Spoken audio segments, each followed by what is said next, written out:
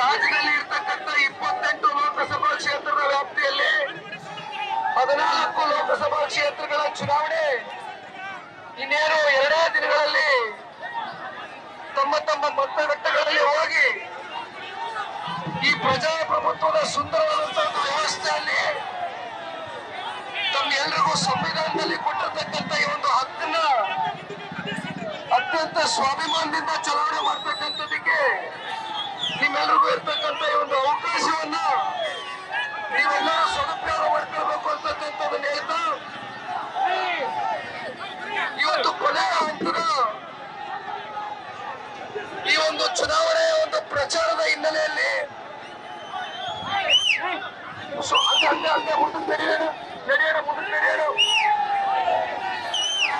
ಹೆಚ್ಚು ಸಮಯ ಅಲ್ಲ, 5:15 ಗಂಟೆಗೆ ಬಹಿರಂಗ ಚುನಾವಣಾ ಪ್ರಚಾರ ಮುಕ್ತಾಯ ಮಾಡಬೇಕಾಗಿದೆ. ನಿಮ್ಮೆಲ್ಲರ ಪ್ರೀತಿ ಅಂತ ಇದ್ರು ಆಯ್ತು ಕಣ್ಣನ ನಿನ್ ಪ್ರೀತಿಗೆ ಚಿರೋಣ ಹುಷಾರಾಗಿಡಿ, ದಯಮಾಡಿ ಆಯ್ತು ಕಣ್ಣ ಹುಷಾರಾಗಿದ್ದೀರ. ನೀವೆಲ್ಲರೂ ಸಾಕಷ್ಟು ನಿರೀಕ್ಷೆಯನ್ನು ಹೊತ್ತು ರೈತ ನಾಯಕರು, ರೈತರ ಕಣ್ಮಣಿ ಈ ರಾಜ್ಯವನ್ನು 2 ಬಾರಿ ಆಡಳಿತವನ್ನು ಮಾಡಿ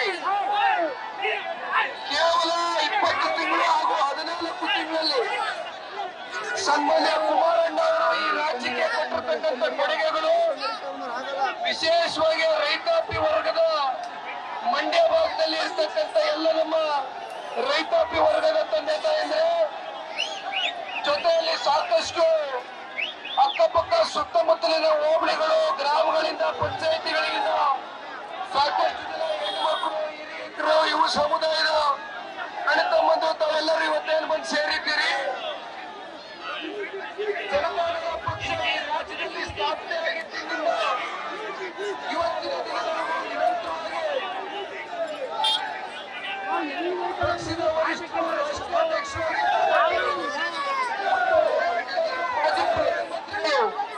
ಶ್ರೀ ದೇವೇಗೌಡರು ಸಾಹೇಬರ ಒಂದು ಹೋರಾಟಕ್ಕೆ, ಜನತಾದಳ ಪಕ್ಷಕ್ಕೆ, ದೇವೇಗೌಡರಿಗೆ, ಕುಮಾರಣ್ಣನಿಗೆ ಸದಾಕಾಲ ಮಂಡ್ಯ ಜಿಲ್ಲೆಯ ಜನತೆ ರಾಜಕೀಯವಾಗಿ ಅತಿ ಹೆಚ್ಚು ಶಕ್ತಿಯನ್ನು ತಂದುಕೊಟ್ಟಿರ್ತಕ್ಕಂಥದ್ದು ನಾವು ಬರೀಲಿಕ್ಕೆ ಸಾಧ್ಯ ಇಲ್ಲ.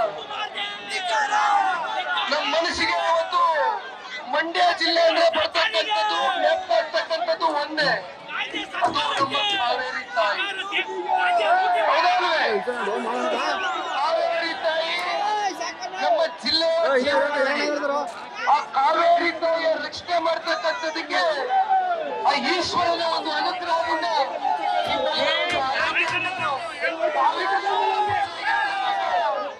ರೈತ ಕಣ್ಮಣಿ, ರೈತ ಮಾಜಿ ಮುಖ್ಯಮಂತ್ರಿಗಳು ಇವಾಗ ನೀವು ಅತಿ ಹೆಚ್ಚು ಶಕ್ತಿಯನ್ನು ತುಂಬಿಸಿ ಬೆಳೆಸಿರ್ತಕ್ಕಂಥ ಶ್ರೀ ಕುಮಾರಸ್ವಾಮಿ ಅವರು ಇವತ್ತು ಬಂದು ಮುಂದೆ ನಿಂತಿದ್ದಾರೆ.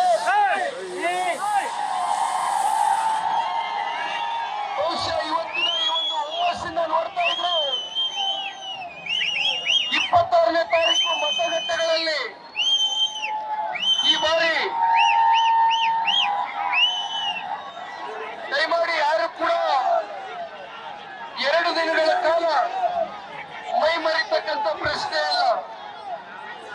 ಕುಮಾರಣ್ಣನ ಅಭಿಮಾನಿಗಳು ಪ್ರತಿ ಹಳ್ಳಿಯಲ್ಲೂ ಇಡೀ ರಾಜ್ಯ ಮಟ್ಟದಲ್ಲಿ, ಮಂಡ್ಯ ಜಿಲ್ಲೆಯಲ್ಲಿ ನಾನು ಕೂಡ ಪ್ರಚಾರಕ್ಕೆ ಬರುವಂತ ಸಂದರ್ಭದಲ್ಲಿ ಹೆಣ್ಮಕ್ಳುಗಳು, ಹಿರಿಯರು, ರೈತರು, ಯುವಕರು, ಇವತ್ತು ಪ್ರತಿಯೊಂದು ವರ್ಗ ಸಮುದಾಯನೂ ಕೂಡ ಇವತ್ತು ಕುಮಾರಣ್ಣನ ಮೇಲೆ ಏನೋ ಒಂದು ವಿಶ್ವಾಸವನ್ನು ಇಟ್ಟಿರ್ತಕ್ಕಂಥದ್ದು. ನಮ್ಮ ಮನೆ ಮಗ ಬಂದಿದ್ದಾರೆ, ನಾವು ಕೈ ಬಿಡಬಾರದು, ಕೈ ಹಿಡಿಬೇಕು ಈ ಬಾರಿ ಕುಮಾರಣ್ಣನ ಅಂತಕ್ಕಂಥದನ್ನ ತಾವೇ ತೀರ್ಮಾನ ಮಾಡಿದ್ದೀರಿ. ಇವತ್ತು ನೀವೇನು ಕುಮಾರಣ್ಣನ ಪರವಾಗಿ ಆಡಕ್ಕಂತ ಒಂದೊಂದು ಮತನೂ ಕೂಡ ಈ ದೇಶದ ಗೌರವಾನ್ವಿತ ಪ್ರಧಾನಮಂತ್ರಿಗಳು ಶ್ರೀ ನರೇಂದ್ರ ಮೋದಿಜಿ ಅವರು ಕಳೆದ 10 ವರ್ಷದ ಸಾಧನೆ, ಈ ದೇಶದ ಅಭಿವೃದ್ಧಿಗೆ, ಈ ದೇಶದ ಸುಭದ್ರತೆಗೆ, ಈ ದೇಶದ ರಕ್ಷಣೆಗೋಸ್ಕರ ದಯಮಾಡಿ 1 ನಿಮಿಷ ಕೇಳಿ, 1 ನಿಮಿಷ ಕೇಳಿ, ಸಮಾಧಾನವಾಗಿ 1 ನಿಮಿಷ ಕೇಳಿ. ಈ ದೇಶದ ಗೌರವಾನ್ವಿತ ಪ್ರಧಾನಮಂತ್ರಿಗಳ ತಾಯಿ 2022 ಡಿಸೆಂಬರ್ 30ನೇ ತಾರೀಕು ನಿಧನರಾಗ್ತಾರೆ. 9:15 ಗಂಟೆಗೆ ಅವರ ತಾಯಿಯ ಅಂತಿಮ ಸಂಸ್ಕಾರವನ್ನ ಮಾಡಿ 11 ಗಂಟೆಗೆ ಈ ದೇಶದ ಕೆಲಸವನ್ನ ಮಾಡ್ಲಿಕ್ಕೆ ಪ್ರಾರಂಭ ಮಾಡ್ತಕ್ಕಂಥ ವಿಶ್ವ ನಾಯಕ ಇವತ್ತು ಶ್ರೀ ನರೇಂದ್ರ ಮೋದಿಜಿ ಅವರು. ಇನ್ನು 2004 ಮತ್ತೆ 2016 ಮಧ್ಯದಲ್ಲಿ UPA ಸರ್ಕಾರ ಈ ಕೇಂದ್ರದಲ್ಲಿ ಆಡಳಿತದಲ್ಲಿತ್ತು. ಆ ಸಂದರ್ಭದಲ್ಲಿ ಭಾರತ ದೇಶ ಆರ್ಥಿಕವಾಗಿ 10ನೇ ಸ್ಥಾನದಲ್ಲಿದ್ದಂಥದ್ದು ಇವತ್ತು ಶ್ರೀ ನರೇಂದ್ರ ಮೋದಿಜಿಯವರ ನಾಯಕತ್ವದಲ್ಲಿ ಇವತ್ತು 5ನೇ ಸ್ಥಾನಕ್ಕೆ ಅತಿ ಹೆಚ್ಚು ದೊಡ್ಡ ಒಂದು ಬಲಿಷ್ಠವಾದಂತಹ ಒಂದು ಆರ್ಥಿಕ ಶಕ್ತಿಯನ್ನು ತುಂಬಿಸಿರ್ತಕ್ಕಂಥದ್ದು ಶ್ರೀ ನರೇಂದ್ರ ಮೋದಿಜಿಯವರು. ಬಹುಶಃ 2028ಕ್ಕೆ 3ನೇ ಸ್ಥಾನಕ್ಕೆ ಇವತ್ತು ಹೋಗಿ ತಲುಪಿಸ್ತಕ್ಕಂಥದಕ್ಕೆ ಈಗಾಗಲೇ ನರೇಂದ್ರ ಮೋದಿಜಿಯವರ ಈ ಒಂದು ದೇಶ ಕಟ್ಟತಕ್ಕಂಥ ಚಿಂತನೆ ಏನಿದೆ, ಅವರ ಜೊತೆಯಲ್ಲಿ ಶ್ರೀ ದೇವೇಗೌಡರು ಸಾಹೇಬರು 91 ವರ್ಷದ ವಯಸ್ಸಿನ ಮುತ್ಸದ್ದಿಗಳು, ರೈತ ನಾಯಕರು ಇವತ್ತಿಗೂ ಕೂಡ ರಾಜ್ಯಸಭೆಯ ಸಂಸತ್ನಲ್ಲಿ ನಿಮ್ಮ ಪ್ರೀತಿ ವಿಶ್ವಾಸ ನಿಮ್ಮ ಆರೈಕೆ ಇದಕ್ಕೆ ಬೆಲೆ ಕಟ್ಟಲಿಕ್ಕಾಗೋದಿಲ್ಲ. ಇದನ್ನೆಲ್ಲ ನೋಡಿದಾಗ ದೇವೇಗೌಡರು ಸಂಪಾದನೆ ಮಾಡಿರ್ತಕ್ಕಂಥ ಆಸ್ತಿ ಇವತ್ತು ನಮ್ಮ ಕಣ್ಣು ಮುಂದೆ ಕಂಡು ಬರ್ತಕ್ಕಂಥದ್ದು.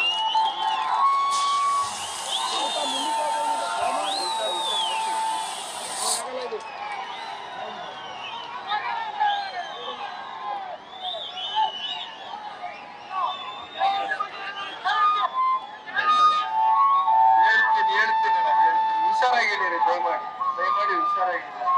ಗಾಡಿ ಇನ್ನು ಮುಂದೆ ತಗೋಬೇಕು. ಇದೇ ಫೈನಲ್ ಪಾಯಿಂಟ್. ರಾಮಚಂದ್ರಣ್ಣ ಇದೇ ಅಲ್ಲೇ ಮುಂದೆ ಈ ಗಾಡಿ ತಳ್ರಪ್ಪ, ಮುಂದೆ ಸ್ವಲ್ಪ ಮುಂದೆ ಹೋಗ್ಬ. ದಯಮಾಡಿ ಅಣ್ಣ ಒಂದು 5-10 ನಿಮಿಷ ನಿಮ್ಮ ಉತ್ಸಾಹಕತೆ ನಾನು ಅರ್ಥ ಮಾಡ್ಕೊಳ್ತೀನಿ. ಒಂದು 5-10 ನಿಮಿಷಗಳ ಕಾಲ ನಾನು ಮಾತನಾಡಿ ಮುಗಿಸ್ತೇನೆ. ಹೆಚ್ಚಿಗೆ ಸಮಯ ತಗೊಳ್ಳೋದಿಲ್ಲ. ತದನಂತರ ಕುಮಾರಣ್ಣ ಅವರು ಮುಂದುವರಿಸ್ತಾರೆ. ದಯಮಾಡಿ ಸಮಯದ ಅಭಾವದಿಂದ ಎಲ್ಲರಲ್ಲೂ ಕೈ ಜೋಡಿಸಿ ಮನವಿ ಮಾಡ್ತೇನೆ. ದಯಮಾಡಿ ಒಂದು 5 ನಿಮಿಷ ಸಮಾಧಾನಕರವಾಗಿ ಅತ್ಯಂತ ತಾಳ್ಮೆಯಿಂದ ನೀವೆಲ್ಲರೂ ಇದ್ರೆ ನಿಮ್ಮ ನೆಚ್ಚಿನ ನಾಯಕರು ಕುಮಾರಣ್ಣ ಅವರು ಮಾತನಾಡ್ತಾರೆ. ನಾನು 10 ನಿಮಿಷದಲ್ಲಿ ಮುಗಿಸ್ತೇನೆ. ದಯಮಾಡಿ ದಲಿತ ಸಮುದಾಯಕ್ಕೆ ಒಂದು ವಿಷಯವನ್ನ ಹೇಳ್ತೇನೆ. ದಯಮಾಡಿ 5 ನಿಮಿಷ ಮುಗಿಸ್ತೇನೆ. ದಯಮಾಡಿ ಈ ದೇಶದಲ್ಲಿ ದಲಿತ ಸಮುದಾಯವನ್ನ ಚುನಾವಣೆ ಸಂದರ್ಭದಲ್ಲಿ ಮಾತ್ರ ಕಾಂಗ್ರೆಸ್ನ ನಾಯಕರುಗಳಿಗೆ, ಕಾಂಗ್ರೆಸ್ನ ಪಕ್ಷದವರಿಗೆ ನೆನಪಾಗ್ತಕ್ಕಂಥದ್ದು. ಇವತ್ತು ಈ ದೇಶದಲ್ಲಿ ಒಂದು ಗೊಂದಲದ ವಾತಾವರಣ ಸೃಷ್ಟಿ ಮಾಡಿದ್ದಾರೆ. ಶ್ರೀ ನರೇಂದ್ರ ಮೋದಿಜಿಯವರು ಈ ದೇಶದಲ್ಲಿ ಮತ್ತೆ 3ನೇ ಬಾರಿ ಪ್ರಧಾನಮಂತ್ರಿ ಆದಂತ ಸಂದರ್ಭದಲ್ಲಿ ಈ ದೇಶದ ಸಂವಿಧಾನವನ್ನ ಬದಲಾವಣೆ ಮಾಡ್ತಾರೆ ಅಂತಕ್ಕಂಥ ಗೊಂದಲವನ್ನ ಏನಿವತ್ತು ಕಾಂಗ್ರೆಸ್ ಪಕ್ಷ ಉಂಟು ಮಾಡಿದ್ದಾರೆ. ಒಂದು ಮಾತನ್ನ ಇವತ್ತು ನಾವೆಲ್ಲ ಅರ್ಥ ಮಾಡ್ಕೊಳ್ಬೇಕಾಗ್ತದೆ. 67 ವರ್ಷದಲ್ಲಿ ಏನಾದ್ರೂ ಈ ಸಂವಿಧಾನವನ್ನ 98 ಬಾರಿ ತಿದ್ದುಪಡಿ ಮಾಡಿರ್ತಕ್ಕಂಥ ಪ್ರಯತ್ನವನ್ನು ಮಾಡಿರ್ತಕ್ಕಂಥ ಪಕ್ಷ ಈ ಭಾರತ ದೇಶದಲ್ಲಿ ಯಾವ್ದಾದ್ರು ಇದ್ರೆ ಅದು ಕಾಂಗ್ರೆಸ್ನ ಪಕ್ಷ ಅಂತಕ್ಕಂಥದನ್ನ ಈ ಸಂದರ್ಭದಲ್ಲಿ ನಾವು ಹೇಳ್ಬೇಕಾಗ್ತದೆ. ಸಂವಿಧಾನಿ ಶಿಲ್ಪಿ, ಆರ್ಥಿಕ ತಜ್ಞರು ಡಾಕ್ಟರ್ BR ಅಂಬೇಡ್ಕರ್ ಅವರು ಕೊಟ್ಟಂತ ಈ ಒಂದು ಸಂವಿಧಾನ ಏನು ಡಾಕ್ಟರ್ ಅಂಬೇಡ್ಕರ್ ಅವರು ಇವತ್ತು 1951ನೇ ಇಸ್ವಿನಲ್ಲಿ ಮೊದಲನೇ ಬಾರಿ ಲೋಕಸಭಾ ಚುನಾವಣೆ ಸ್ಪರ್ಧೆ ಮಾಡ್ತಾರೆ. ಅವ್ರ ಸೋಲಿಗೆ ಕಾರಣ ಯಾರು? ಮತ್ತೆ 1954ರಲ್ಲಿ ಉಪಚುನಾವಣೆ ಸ್ಪರ್ಧೆ ಮಾಡ್ತಾರೆ ಡಾಕ್ಟರ್ ಅಂಬೇಡ್ಕರ್ ಅವರು. ಅವ್ರ ಸೋಲಿಗೆ ಕಾರಣ ಯಾರು? ಆಯ್ತು, ಅಂತ ಪುಣ್ಯಾತ್ಮ ನಿಧನರಾದಂತ ಸಂದರ್ಭದಲ್ಲಿ ಕನಿಷ್ಠ ಅವ್ರಿಗೆ ಅರ್ಧ ಅಡಿ ಇವತ್ತು ಜಾಗ ಕೊಡ್ಲಿಕ್ಕೆ ಆಗ್ಲಿಲ್ಲ. ಅದೇ ಶ್ರೀಮತಿ ಇಂದಿರಾ ಗಾಂಧಿ ಅವರಿಗೆ, ರಾಜೀವ್ ಗಾಂಧಿ ಅವರಿಗೆ, ಸಂಜಯ್ ಗಾಂಧಿ ಅವರಿಗೆ ನವದೆಹಲಿಯಲ್ಲಿ ಬಂದು ನೋಡಿ 40 ಎಕರೆ ಇವತ್ತು ಅವ್ರಿಗೆ ಜಾಗವನ್ನ ಕೊಟ್ಟಿರ್ತಕ್ಕಂಥದ್ದು. ಈ ರೀತಿ ಇವತ್ತು ಅಗೌರವನ್ನ ತೋರಿಸಿರ್ತಕ್ಕಂಥ ಕಾಂಗ್ರೆಸ್ಗೆ ಇನ್ನೊಂದು ಪ್ರಶ್ನೆ ಕೇಳ್ತೀನಿ. ಇವತ್ತು ನೀವು ಉತ್ತರ ಕೊಡಬೇಕು. ಬಹಳ ಬುದ್ಧಿವಂತರು ಮಂಡ್ಯ ಜಿಲ್ಲೆ ಜನ. ಈಗ 2013ರಲ್ಲಿ KPCC ಅಧ್ಯಕ್ಷರು ಯಾರಾಗಿದ್ರು? ಜಿ ಪರಮೇಶ್ವರ್ ಅವರಲ್ವೇ? ಆ ಸಂದರ್ಭದಲ್ಲಿ ಕಾಂಗ್ರೆಸ್ ಅಧಿಕಾರಕ್ಕೆ ಬರ್ತಕ್ಕಂಥ ಸಾಧ್ಯತೆ ಕಂಡು ಅವ್ರನ್ನ ಸೋಲಿಸಿದಂತದ್ದು ಯಾರು? ಎಲ್ಲಿ ಒಬ್ಬ ದಲಿತರು ಈ ರಾಜ್ಯದ ಮುಖ್ಯಮಂತ್ರಿ ಆಗ್ತಾರೆ ಅಂತ ಕಾಂಗ್ರೆಸ್ನವರು ಸಹಿಸಲಿಲ್ಲ. ಹೌದಾ ಅಲ್ವೇ? ಮತ್ತೆ 18ರಲ್ಲಿ ಕಾಂಗ್ರೆಸ್ ಅವರು ಬಂದ್ರು, ಕುಮಾರಣ್ಣನ ಮನೆ ಬಾಗ್ಲಿಗೆ ಬಂದ್ರು, ದೇವೇಗೌಡರು ಸಾಹೇಬ್ರ ಮನೆ ಬಾಗ್ಲಿಗೆ ಬಂದ್ರು. ದೇವೇಗೌಡರು ಹೇಳಿದ್ರು ಖರ್ಗೆ ಅವ್ರನ್ನ ಮುಖ್ಯಮಂತ್ರಿ ಮಾಡಿ ನಮ್ ಸಂಪೂರ್ಣ ಸಮ್ಮತ ಇದೆ. ಯಾಕೆ ಮಾಡ್ಲಿಲ್ಲ ಕಾಂಗ್ರೆಸ್ ಪಕ್ಷ ಅವಾಗ ಖರ್ಗೆ ಅವ್ರನ್ನ? ಈಗ ಖರ್ಗೆ ಅವ್ರನ್ನ ಈ ದೇಶದ ಪ್ರಧಾನ ಮಂತ್ರಿಗಳಾಗಿ ಮಾಡ್ತೀನಿ ಅಂತಾರೆ, ಹೌದಲ್ವಾ ಕಾಂಗ್ರೆಸ್? ಮತ್ ಯಾಕೆ ಕಲಬುರಗಿನಲ್ಲಿ ಅವ್ರಿಗೆ ಲೋಕಸಭಾ ಚುನಾವಣೆ ನಿಲ್ಲೋದಕ್ಕೆ ಯಾಕೆ ಅವಕಾಶ ಮಾಡಿಕೊಟ್ಟಿಲ್ಲ? ಪ್ರಶ್ನೆ ಮಾಡ್ಬೇಕೋ ಬೇಡವೆ? ಈ ದೇಶದಲ್ಲಿ 400ಕ್ಕೂ ಹೆಚ್ಚು ಸ್ಥಾನ ಪಡ್ಕೊಳ್ತಕ್ಕಂತ NDA ಮೈತ್ರಿ ಪಕ್ಷದ ಹಾಗೂ ನರೇಂದ್ರ ಮೋದಿಜಿಯವರ ನಾಯಕತ್ವದಡಿ ನಾವು ಇವತ್ತು ಚುನಾವಣೆ ಮಾಡ್ಬೇಕಾ ಅಥವಾ 40 ಸ್ಥಾನ ತಗೊಳ್ತಕ್ಕಂತ ಕಾಂಗ್ರೆಸ್ ಪಕ್ಷಕ್ಕೆ ಮತ ಹಾಕ್ಬೇಕಾ ಅಂತಕ್ಕಂಥದ್ದನ್ನ ಯೋಚನೆ ಮಾಡ್ಬೇಕು ಬೇಡ? ಹೌದಲ್ವೇ?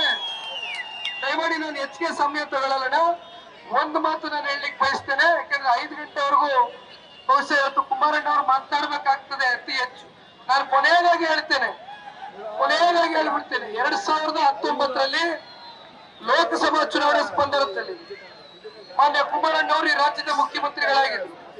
ಆ ಸಂದರ್ಭದಲ್ಲಿ 7ಕ್ಕೆ 7 ಶಾಸಕ ಮಿತ್ರರು ಗೆಲ್ಲಿಸಿದ್ರಿ. KR ನಗರನು ಸೇರಿದಂತೆ 8 ವಿಧಾನಸಭಾ ಕ್ಷೇತ್ರದಲ್ಲಿ 2018ರಲ್ಲಿ ಕುಮಾರಣ್ಣ ಅವರು ಈ ರಾಜ್ಯದ ಮುಖ್ಯಮಂತ್ರಿ ಆದ್ರೆ ರೈತರ ಸಾಲ ಮನ್ನಾ ಮಾಡ್ತಾರೆ ಅಂತಕ್ಕಂಥ ಹಿನ್ನೆಲೆಯಲ್ಲಿ ವಿಶೇಷವಾಗಿ ನೀವೆಲ್ಲರೂ ಒಂದು ಗೌರವ ಸೂಚಿಸಿದ್ರಿ.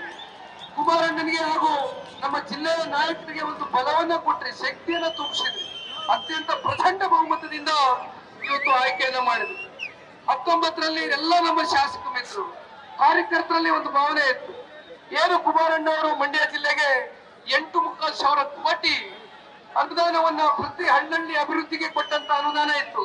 ನಮ್ಮ ಶಾಸಕ ಮಿತ್ರರು ಕಾರ್ಯಕರ್ತರಲ್ಲಿ ಒಂದು ಭಾವನೆ, ಈ ಒಬ್ಬ ಯುವಕರಿಗೆ ಇವತ್ತು ನಮ್ಮ ಜೊತೆಯಲ್ಲಿ ಈ ಚುನಾವಣೆಯಲ್ಲಿ ನಿಲ್ಲಿಸಿದಂತ ಸಂದರ್ಭದಲ್ಲಿ ನಿಖಿಲ್ ಕುಮಾರಸ್ವಾಮಿ ಸಂಸದ ಆದ್ರೆ ಆ 8,300,000 ಕೋಟಿ ಅನುದಾನವನ್ನ ಪ್ರತಿ ಗ್ರಾಮದ ಒಂದು ಅಭಿವೃದ್ಧಿಗೆ ಇವತ್ತು ಅವರ ಜೊತೆಯಲ್ಲಿ ನಿಂತು ನಾವೆಲ್ಲರೂ ಮಾಡಬಹುದು ಅಂತಕ್ಕಂಥ ಭಾವನೆಯಲ್ಲಿ ಚುನಾವಣೆಯ ಫಲಿತಾಂಶ ಏನೇ ಇರಬಹುದಣ್ಣ. ಕಳೆದ ಬಾರಿ 5,77,000 ಮತದಾರ ಪ್ರಭುಗಳು ನನಗೆ ಆಶೀರ್ವಾದ ಮಾಡಿದ್ರಿ.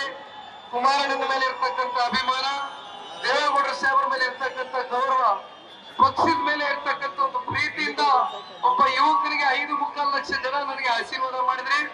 CS ಪುಟ್ಟರಾಜಣ್ಣವರು ಇಲ್ಲೇ ಇದ್ರು. ಪುಟ್ಟರಾಜಣ್ಣವರು ಸಂಸದರಾದಾಗ 5.25 ಲಕ್ಷ ಜನ ಮತವನ್ನ ನೀಡಿದ್ರಿ. 50,000 ಹೆಚ್ಚಿಗೆ ನನಗೆ ಮತವನ್ನು ನೀಡಿ ಆಶೀರ್ವಾದ ಮಾಡಿದ್ದೀರಿ. ಸದಾ ಚಿರುಣಿಯಾಗಿರ್ತೀನಿ. ಈ ಬಾರಿ ಕುಮಾರಣ್ಣ ಅವರು ಬಂದು ಸ್ಪರ್ಧೆ ಮಾಡ್ತಾ ಇದ್ದಾರೆ. ದಯಮಾಡಿ ನಾನು ಹೆಚ್ಚಿಗೆ ಸಮಯ ತಗೊಳ್ಳಲ್ಲ, ಕುಮಾರಣ್ಣ ಅವರು ಮುಂದುವರಿಸ್ತಾರೆ. ಇನ್ನು ಹೆಚ್ಚು ಮಾತನಾಡ್ತಕ್ಕಂಥದ್ದಿದೆ, ಕುಮಾರಣ್ಣ ಅವರೇ ಮಾತನಾಡ್ತಾರೆ. ಎಲ್ಲ ದಯಮಾಡಿ ನಿಮ್ಮೆಲ್ಲರ ಪ್ರೀತಿ, ಆರೈಕೆ, ವಿಶ್ವಾಸ ಜನತಾದಳ ಪಕ್ಷ ಕುಮಾರಣ್ಣ ಅವರು ಇರಲಿ ಅಂತಕ್ಕಂಥದ್ದನ್ನ ಕೈ ಜೋಡಿಸಿ ಮನವಿ ಮಾಡ್ತೀನಿ. ಧನ್ಯವಾದ.